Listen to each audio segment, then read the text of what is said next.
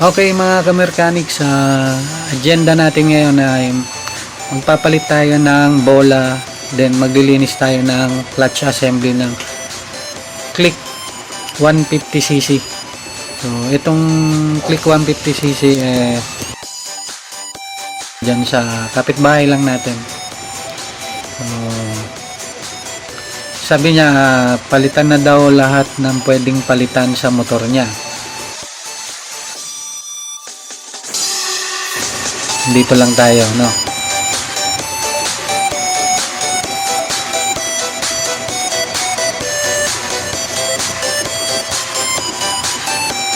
Then, yan, baklasin na muna natin yung yung cover ng panggilid natin para matanggalan natin yung clutch assembly at saka yung drive face.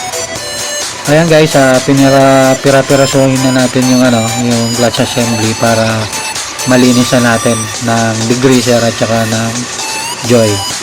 So guys, hindi pala ako gumagamit ng gasolina sa paglilinis kasi maraming beses na ako naka-encounter na talagang proven siya na pag gas yung ginamit mo sa paglilinis, nakakasira siya ng o-ring, yung mga gasket natin. Mamaya papakita ko sa inyo kung ano yung nadali dyan sa nalinis after ko malinis to, kasi lumulutong yon guys pag ginagamitan natin ng gas. Yung pala guys, tong clutch bell sobrang dumi na, naipon na yung yung putik dun sa may sa clutch bell, kaya medyo dragging na rin siya. Kita nyo ang kapal na. Yan, lilinisin natin yan guys ng degreaser at saka ng joy.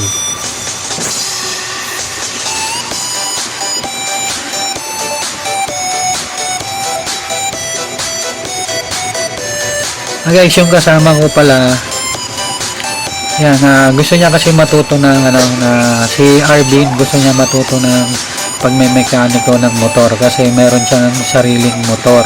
Scooter din yung motor niya, Click 150. So, binilihan siya ng papa niya ng Click 150. So, gusto niya siya din yung mag-maintenance ng sarili niyang motor. So, syempre, hindi naman tayo madamot sa knowledge. As long na kaya nating tumulong, tutulong tayo. So, yan. Yan mga ka-mechanic. Siya na yung nagbaklas lahat niyan. At siya na rin yung mag-a-assemble para matuto siya. Tayo ay guide na lang. Yan, linis-linis. Please tong batang to, mapakasipag nito, gusto niya talaga matuto. Parang nakikita ko kasi yung sarili ko sa kanya dati. Yan. Yan, gusto ko rin siya matuto.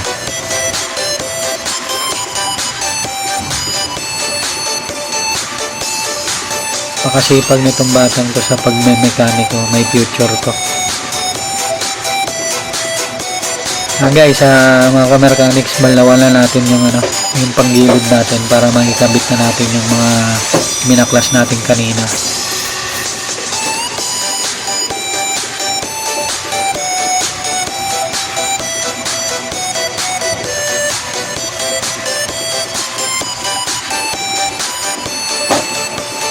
Yung sinasabi ko guys na huwag kayong gagamit ng gasolina kasi lumulutong yan.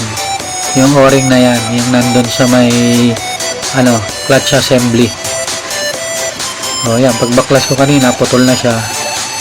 Buti na lang meron tayong spare nyan. So ay babalik naman natin. Papalitan natin siya ngayon. May spare naman tayo nyan kasi yung motor ko is Honda Click 125.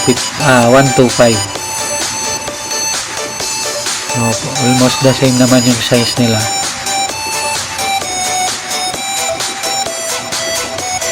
Yan, mga ka-mechanics, lagyan lang natin ng grease yung lagayan ng clutch.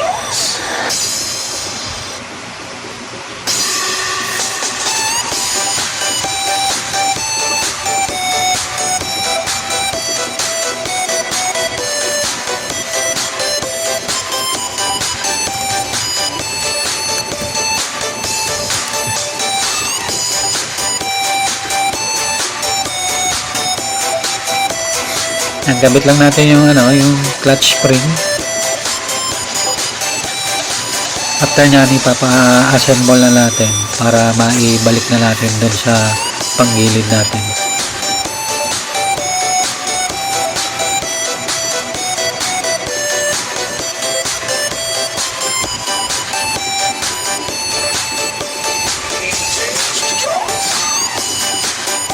Yan mga ka-mechanics, huwag natin kalimutan yung tatlong lock washer nya after natin maibalik yung mga clutch spring.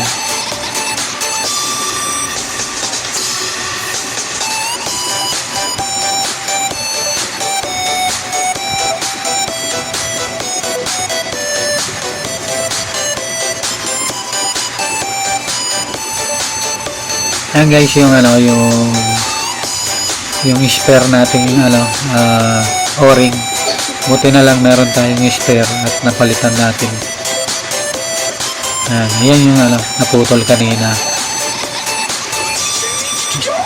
Buti na lang tayo, may spare tayo.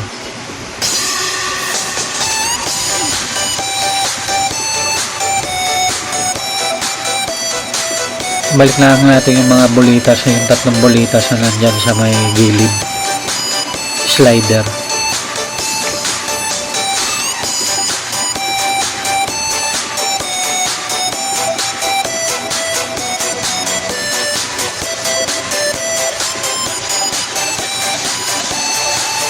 Lagyan lang natin ng konting grease, huwag masyadong madami kasi pag masyadong madami, yung nga kanina nangyari, dumikit na dun sa clutch bell. Dapat yung grease natin konti lang, hindi ganun karami, sakto lang.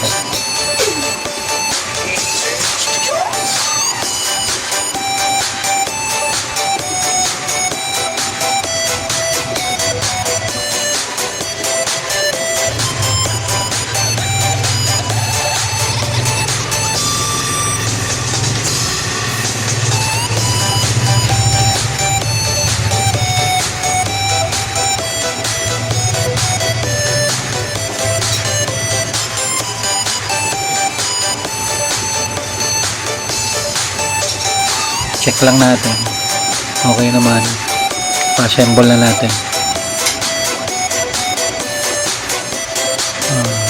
Yan si Arvin, mechanics na rin siya. Arvin pala anak ng kumare ko, no? Talagang gusto niya matutong mag-mekaniko, kaya tuturuan natin siya.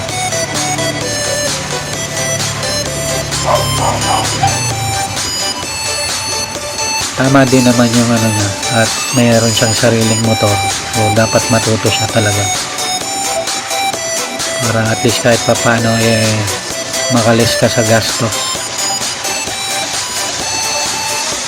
Alis ka sa gastos, at least alam mong pakiramdaman yung machine, yung makina ng machine ng motor mo. Yun naman sa pagme-mekaniko pag maalam ka mag-mekaniko, tunog pa lang ng makina, alam mo na.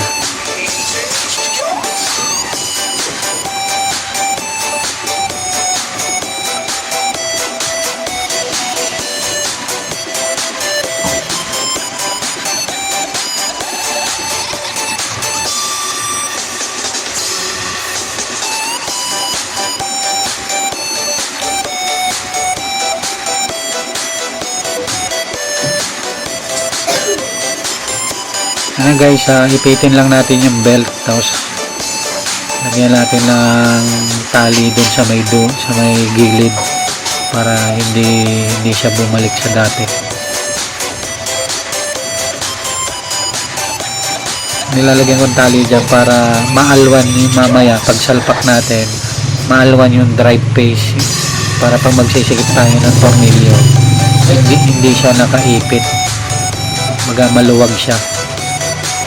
Masisikipan natin ng husto yung tornilyo na ibabalik natin.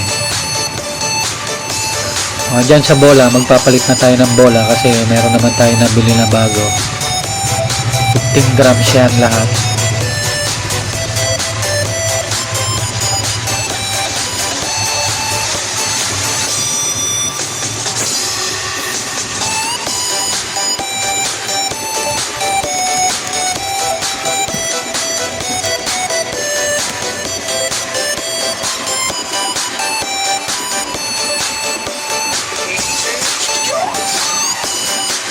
wala nagkagalaw-galaw yung bola.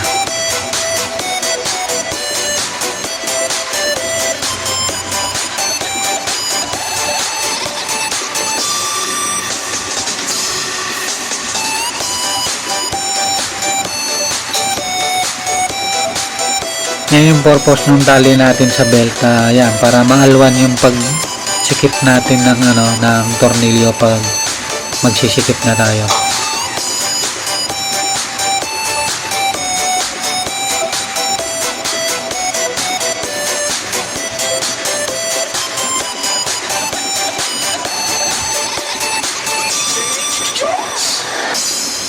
Yan, at hindi siya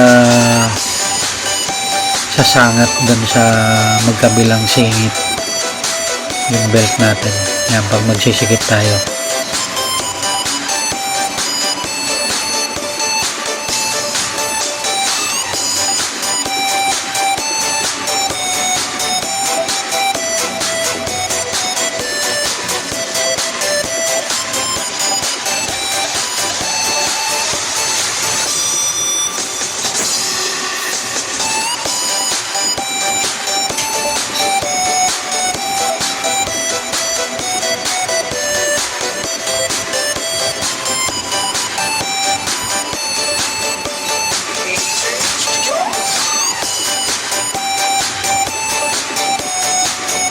Yan mga ka-mechanics, after nating sikipan yung dalawang tornilyo sa drive face at saka sa clutch assembly, pwede na natin tanggalin yung tali dun sa belt. Test na natin, start natin. Okay naman siya, smooth naman yung andar niya. Pwede na natin ibalik yung cover. Napaka-smooth naman na ng andar. Wala na ako naririnig na ingay.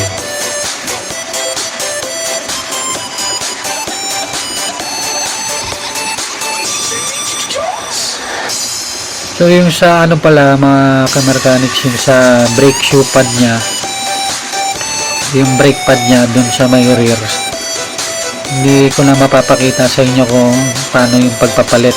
Gawa ng full memory na tayo. Siguro next time pagka meron ng akong customer na magpapapalit ng brake shoe, yun, mabibidyohan natin. Sa ngayon kasi nagpo-full memory na yung yung camera ko. So hanggang dyan na lang siguro yung ating video.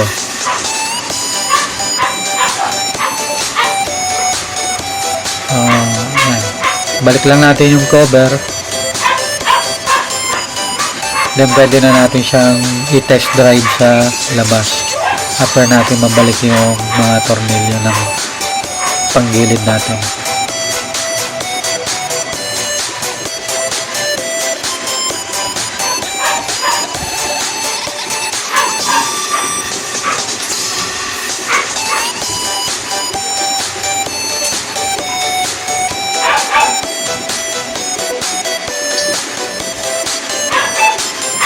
Guys, pinunta natin siya dun sa likod ng bahay natin, tinest drive natin.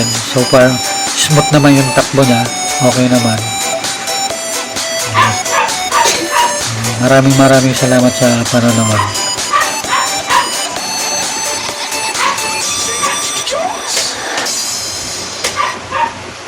Ayos yung gawa natin ngayon.